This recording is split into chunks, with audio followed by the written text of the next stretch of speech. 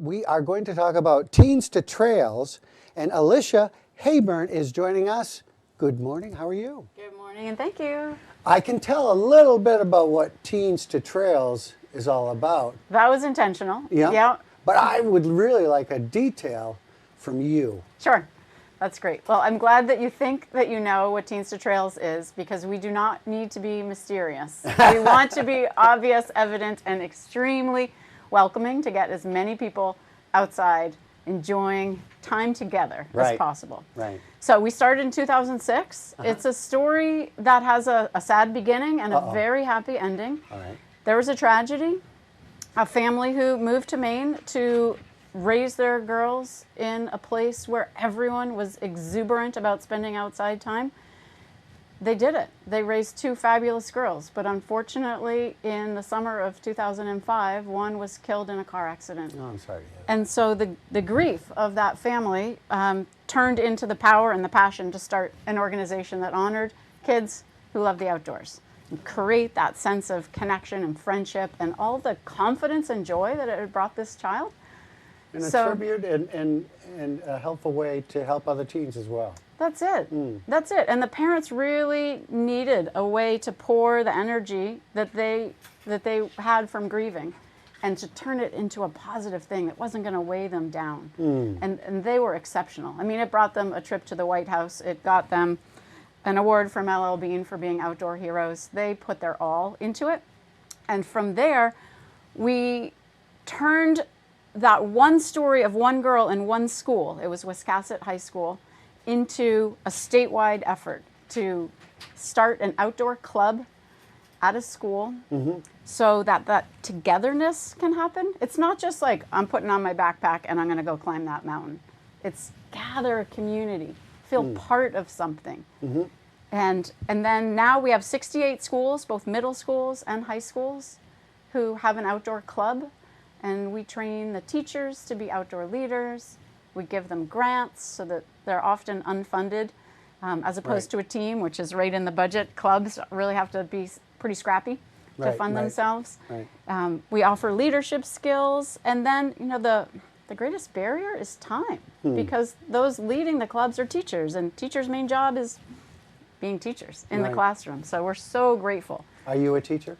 No, I'm not. No. Not officially. No. I love the reciprocity that comes with teaching, though.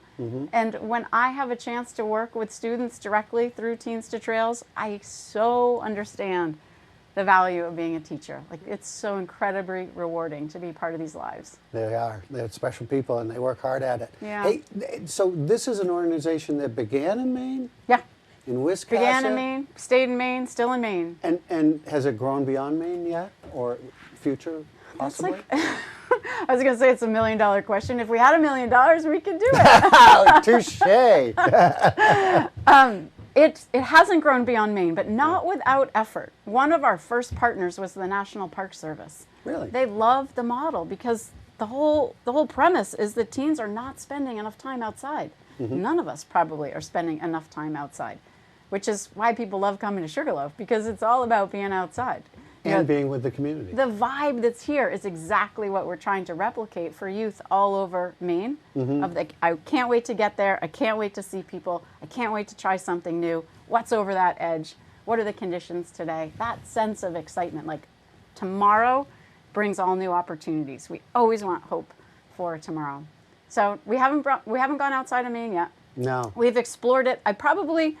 Several times a month, we get a call from schools outside of the state saying, how do you do this? Good. And we love to offer our method. It's all written out on the website. But it's still something to crack. I mean, it's not a problem that's getting any better. Right. Teens are spending more and more time inside. And I specify teens mostly because that's the way we started, but it's all youth. There's a lot of really great programs for young kids. Forest schools, Forest Friday, lots of environmental education organizations, lots of play groups. Middle schools, those kids still know how to play, but they're on that delicate edge of like, am I going to look stupid? Or should I just go? And then in high school, unfortunately, it's like, what job are you going to have? What career? Where are you going to college? What are your grades? What's your attendance record? And that play, we're not promoting that enough. And it's still so important to do. Right, right. This is an organization, how long has it been in existence? Since 2006. Since 2006, so it's still in its infancy. You think? Are we teenagers now? Well, I'd like to be. Yeah. I'm thinking that maybe parents should just lock the door and that would keep them outside. Keep them out. Yeah. That might be one way. Parents have a big role to play. Yes. They need to encourage outside time. I'd say society needs to accept outside time as good time as well. I mean, I heard an example of somebody who had their younger child pushing the shopping cart from the car back to the little cart docking area, right? Mom could see the kid was not far away. And yet an adult came up and admonished that child and the mom, like, what are you doing here by yourself? Whoa. No, we gotta loosen the reins a little.